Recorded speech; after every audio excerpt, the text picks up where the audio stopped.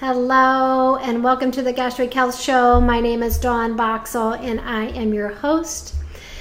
We are back for another episode in the Gastric Health Show, and we are talking about breaking a stall.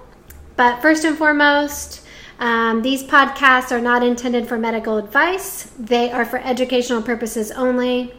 And we would love for you to share these podcasts with your friends or in any closed or secret Facebook groups that you are a part of, especially if you know someone is struggling with some of the topics we're discussing, and allowing them to get some solutions. So feel free to like and share our podcasts with anyone you feel it would benefit.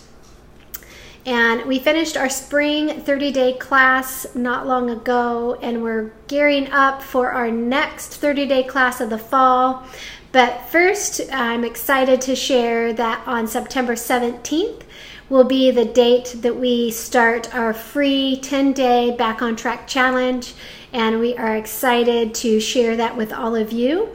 And for all of you to join who want to get back on track, work on maybe changing some behaviors that you don't like, that you've adopted recently, or maybe you've put on a few pounds, or maybe you just, you need to get your health back in order. We can definitely help you with your sugar and carb cravings and artificial sweetener cravings. All those we kind of help resolve. And then if you are excited, you can roll right into the 30-day class and enjoy that as well. So September 17th is the date. So go to our website, wlsguthealth.com, and get signed up. Or just go to the Gastric Health Show's Facebook page and click on the banner and get registered as soon as possible. All right, so today's topic, are you forgetting the most important rules of breaking a stall? So I get this question a ton on, my weight has plateaued, I've stopped losing weight. What can I do to break my stall? So these are some of the things that I start talking to my patients about. And guess what? Weight loss stalls are inevitable with weight loss surgery. It's just part of the package deal. It comes with it, and regardless if you like it or not, it's part of it. You're going to have it. You're definitely going to see it in that first year. It depends on your starting weight, depends on lots of factors, in your health is dependent on how quickly you see it. Sometimes I'll see it as early as 4 months after surgery, but very popular around 6 months. Does depend on which surgery you had, and will depend on how quickly that starts. But usually, once you get past months 1 and 2 after weight loss surgery, you're going to question if you're having a stall. But a stall would be where you're not losing inches or you're not losing pounds, either one. And that's what I would classify as a stall, and that would be for several weeks to months. So if it's only been a few days, that is not a stall. And if you are still losing inches and just not the pounds, that is not a stall. Your body is still losing. So don't get freaked out if you don't see the scale moving. My best advice would be get off the scale. Quit weighing yourself. If a family member needs to hide the scale, then so be it. You need to get that thing out of your reach, or you'll drive yourself crazy. But, the big picture is if you do hit a stall where you're not losing inches, you're not losing weight, and you feel like you're getting nowhere, then these are the things that you need to start thinking about and working on. So, number 1. Are you skipping meals, or are you eating too little?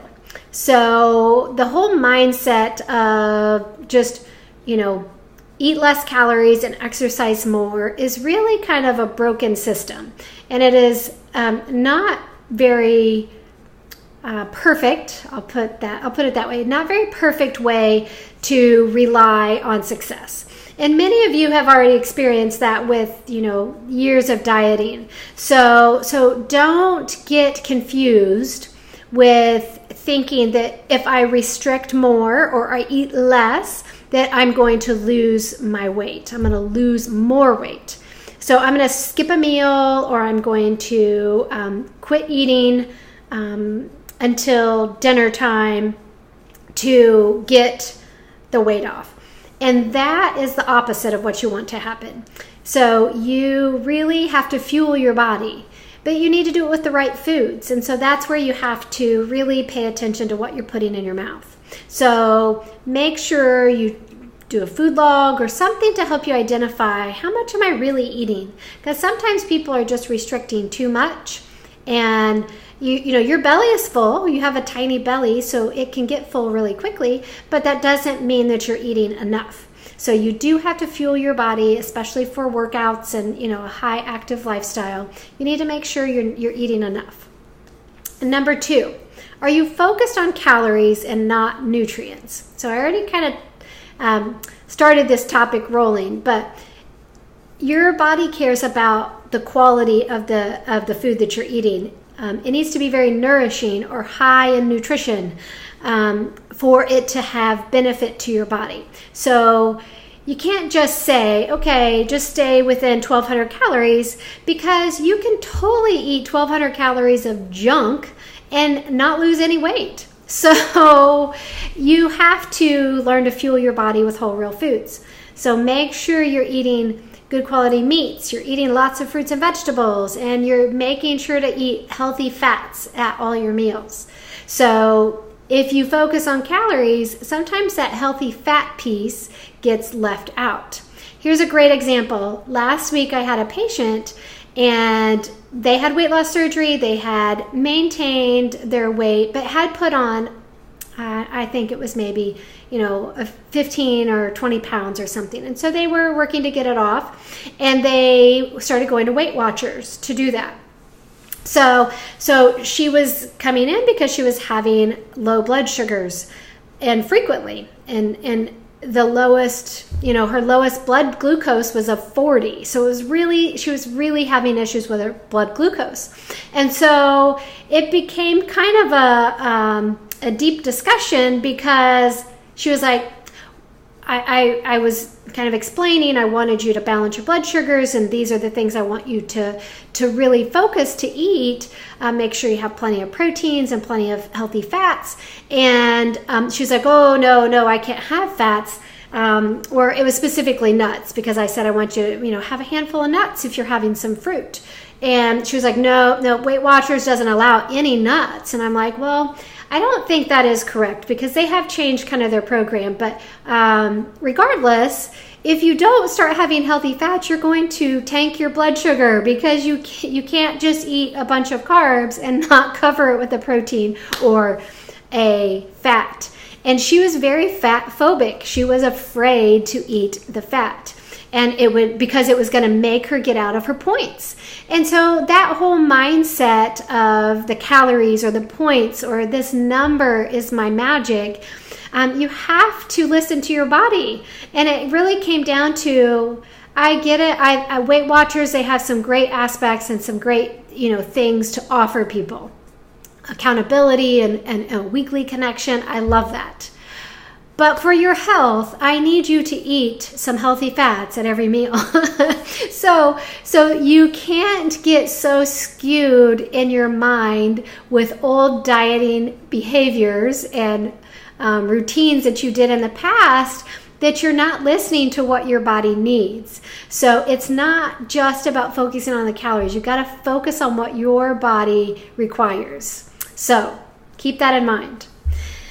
Number 3 is, are you relying too heavily on protein supplements? And I've talked about this at other podcasts, but if you are years out and you are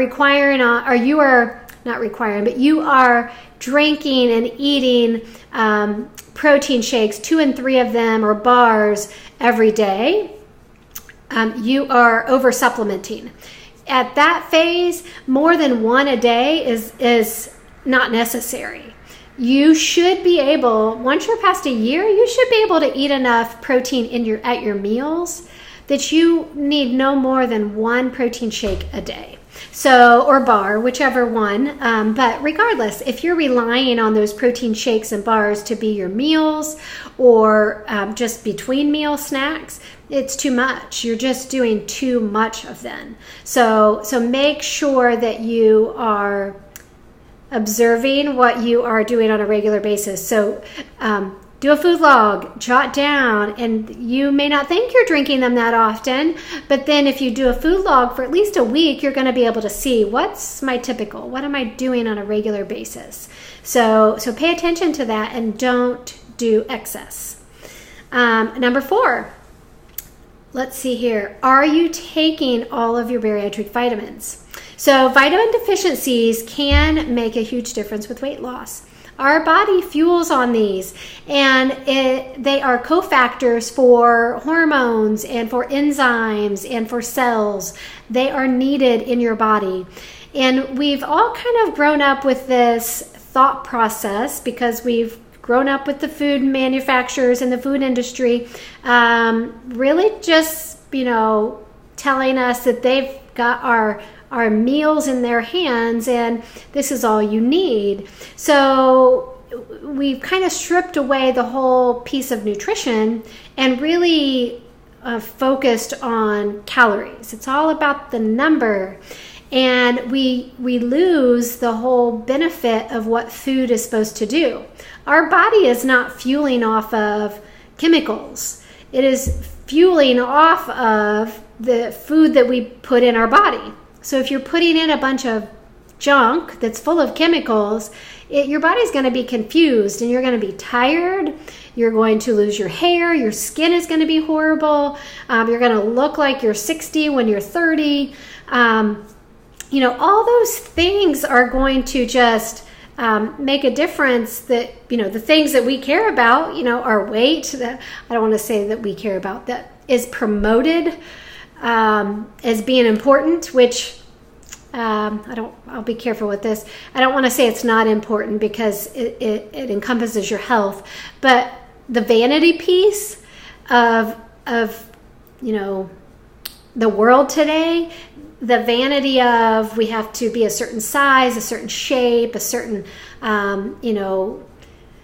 body type, it's all so confusing, and it's promoted to be very unrealistic, and it sets people up for failure, and it sets people up for confusion, and they get hung up on the wrong things. They get hung up on, if I just stay at this number, this calorie number, then I'll lose all the weight, and it doesn't matter about what's in the food that I'm eating. It's just as long as I stay under that number.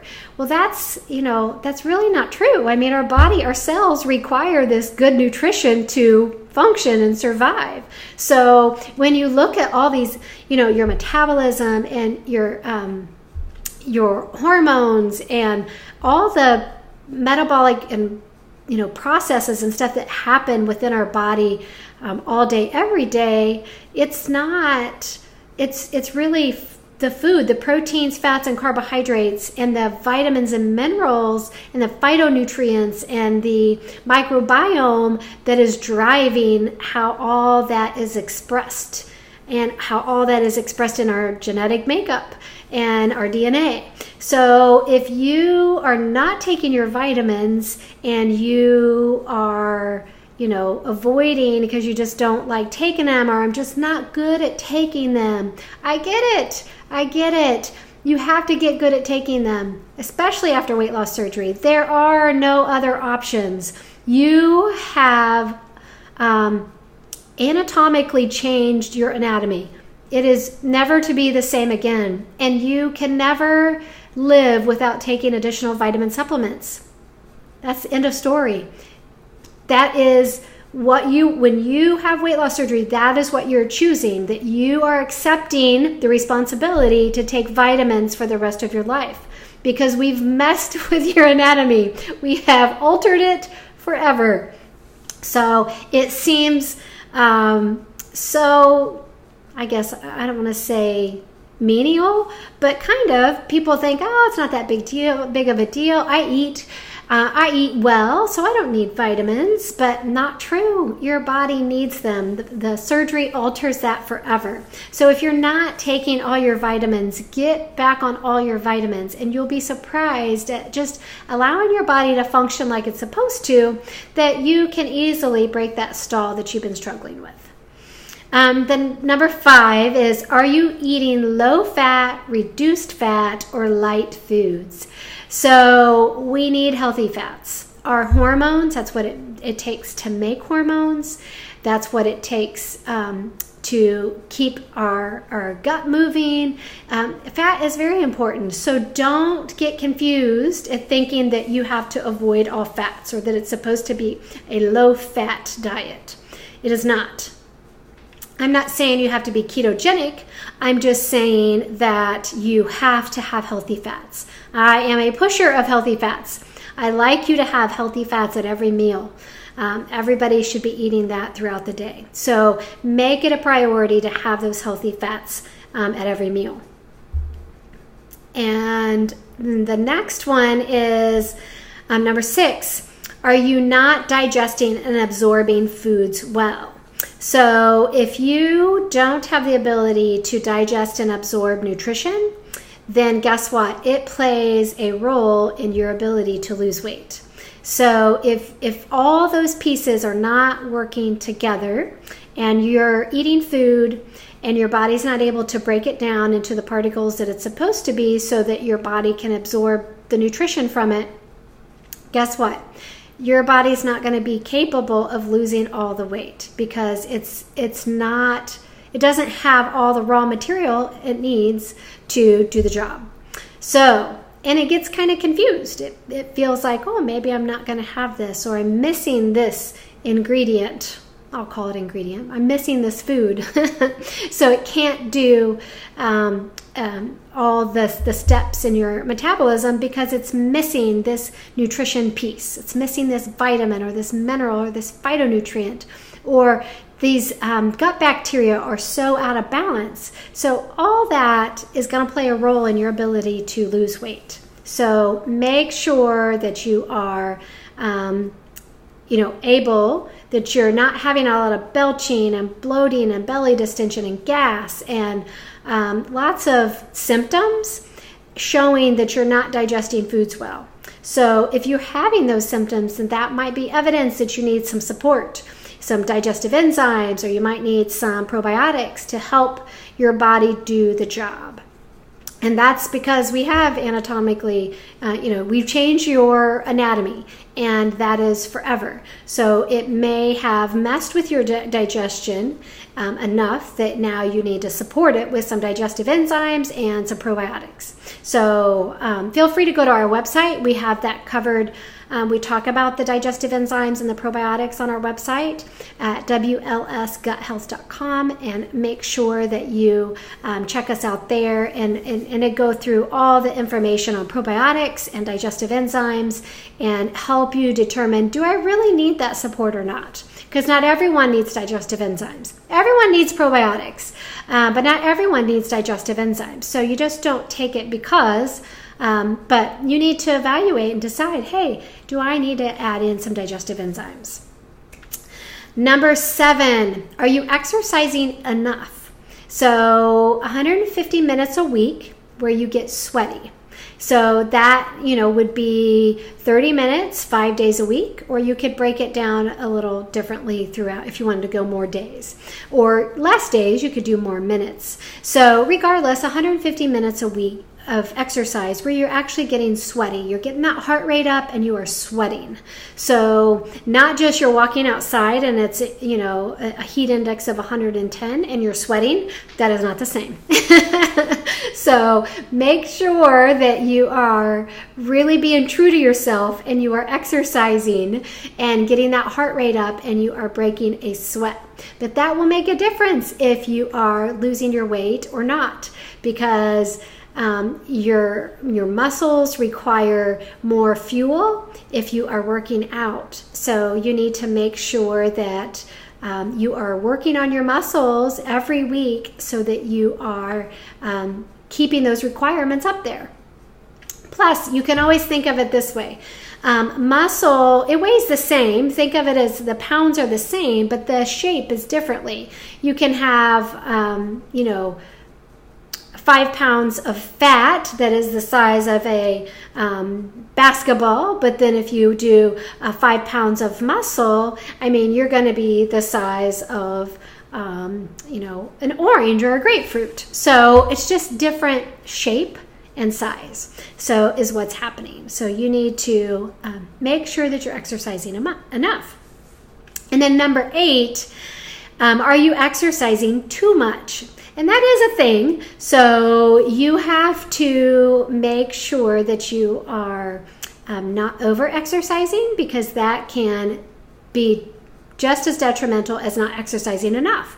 So you need to listen to your body. If you're having symptoms of, lots of injuries, you're getting injured a lot, or you have no energy going into workouts, or you're really struggling to make it through the workout, you might be exercising too much, or you feel like when you come home after work and you've worked out maybe first thing in the morning and you go to work all day, you should still have good energy. If you're exercising correctly, you should have enough energy that you feel good to cook your meal, stay up and do other things, and not feel like I got to come home and go to bed. That is just not enough fuel and too much exercising for what you're capable of getting in. So make sure that you're not over exercising. If someone's doing 60 minutes 5 days a week, you're exceeding that 150 minutes, doubling it. If somebody's doing 2 and 3 hours a day 5 days a week, that is way too much. You're going to have a hard time with a small pouch. You're going to have a hard time keeping up with your fueling your body. So I would say back it down. Plus I will say it's really hard on your HBA axis. So your hypothalamus, pituitary, and adrenal function. So that is really hard on those adrenal glands to be exercising that much. And you're going to disrupt that balance and create a great big mess by exercising too much. So keep that in mind if you are struggling. Evaluate what you're doing. And if it's too much, you need to figure out how you can back it down and still feel mentally good with it. Because that would probably be where you'd struggle the most with. But you would physically feel a whole lot better, I will tell you. Number 9, are you sleeping 7 to 8 hours nightly? This is something that people totally blow off as not even important. They don't even think that this is a thing. But there is some interesting studies and evidence behind this, that sleeping 7 to 8 hours is very important to weight. And I do have patients that where their sleep has gotten disrupted, and they'll come in and they have put on 10 to 15 pounds during this time.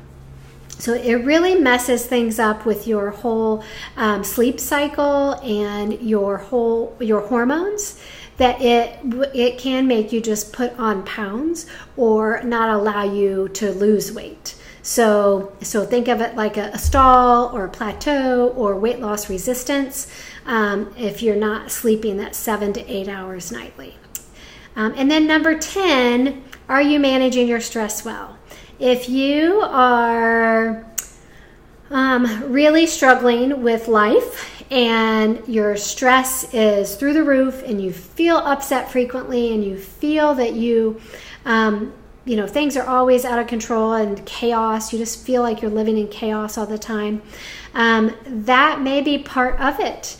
And that will totally make a difference on your ability to lose weight. So work on getting that stress under control, work on some meditation, some yoga, learning to say no and not overcommitting your schedule. And just going. Learn to sit down and be quiet, get off all the electronics, and just, go outside and be in nature and enjoy some peace and quiet and just do nothing. Just go for a stroll, not even a fast walk, not for exercise, just a stroll in the woods or in the park or just somewhere. Go somewhere and you will be surprised at how peaceful you can become so quickly.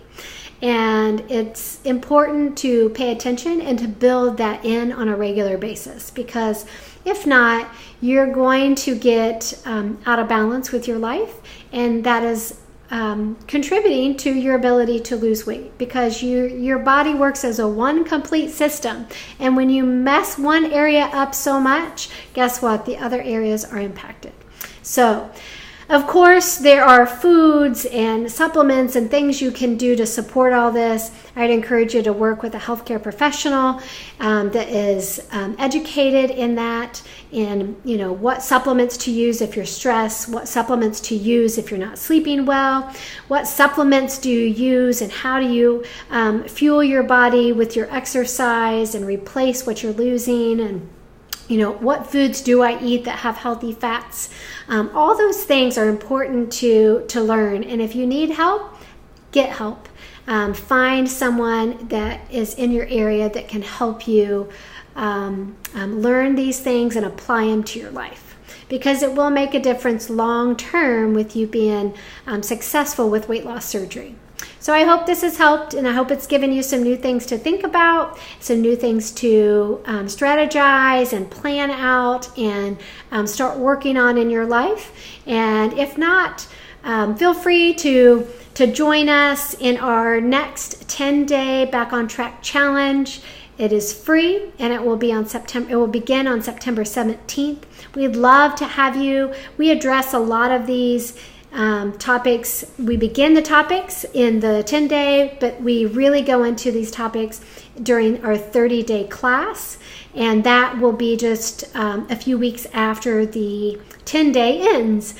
So we would love for you to join us during this time. Just go to WLSGutHealth.com and sign up for our free challenge, and feel free to sign up for the next class, because you won't want to miss it. It's going to be fun. We are updating, I should say, our 10-day challenge to make it simpler and more user-friendly. And then our 30-day, we have some edits already in place for that, for our next 30-day class. So we hope you all will join us.